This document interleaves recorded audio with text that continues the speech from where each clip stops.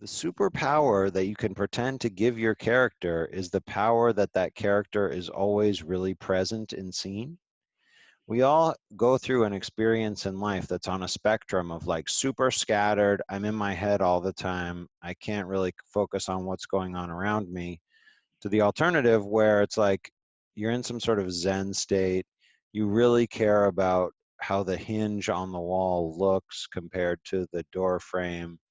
You're looking at the trees and you care about the individual leaves. Someone is talking to you and you're not thinking about their nose hairs or what you're going to say next. You're just like really listening to what they're going to say.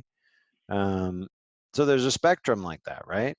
And we inhabit that, and the end of the spectrum where we're really calm and zen, it feels good, feels better. We look for that in our lives, and I think giving I gravitate as a reader towards characters that have that sense about them, that sense of calm and that sense of seeing the world.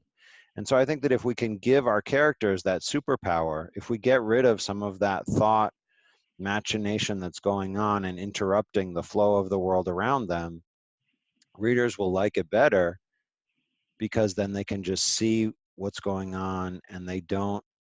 I want to be with that character whose vision of the world is that uncluttered, decisive, crystal clear vision.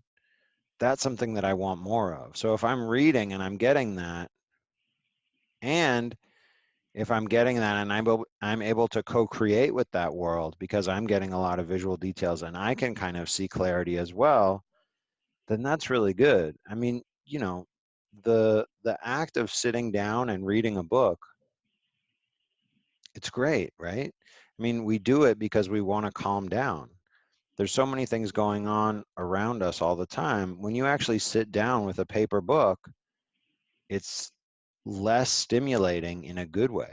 Like it's not all these things flying at you. It's not your iPad with like 10,000 apps and Netflix and Amazon Prime and all these movies that you could be watching. It's like you're sitting there, you're concentrating. Even if you're looking at a Kindle, like if I'm reading a book on my Kindle, it's very different than reading a book on my Kindle Fire with all the apps and Netflix and that stuff. It's like that stuff is always kind of pulling to me. But if I sit and read a book, it's calming.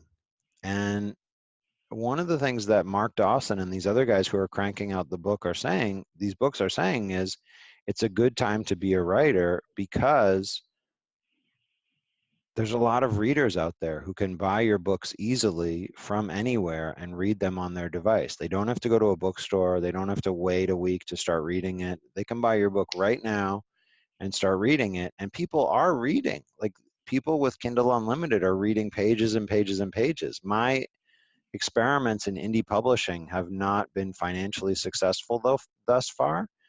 But if I look at what happened in my books, I was talking about this with Connie the other night. If I look at what happened in my books last month, it didn't, they didn't make a lot of money, but I can see that last month, 10,500 pages of my writing were read by Kindle Unlimited people. Like last month, I sold 42 copies of books. I made 42 sales. Uh, 40 of them were ebooks and 2 of them were print. And 10,000 pages of my book, uh, 10,000 pages of my books were read by Kindle Unlimited people.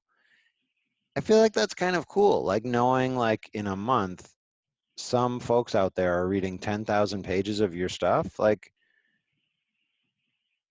you know, we get a lot of kick out of being in a workshop and having 10 people read 10 pages of your stuff. Like that's pretty awesome, right?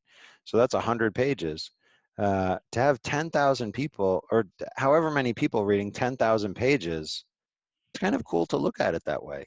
And it doesn't mean any money, but if you're looking at things to feel good about in your writing career, and you're tired of sort of patting yourself on the back or giving yourself a gold star because you wrote 500 words that day, it's kind of cool to just to be able to look online and say, you know, 10,000 pages that month, last month. That's pretty cool. Today, 131 pages. Who knows where those people are? But it's happening. So that's kind of cool. And I think they like that superpower if you can give that to your characters. And to a large extent, we read because we want that sense of calm. And so to have that reinforced from the practice of reading and the ability to use your brain to kind of co-create and having the character kind of in that calm, I think it all works together to make a pleasurable reading experience. And this is why we're doing it, because we want to write something that makes a pleasurable reading experience.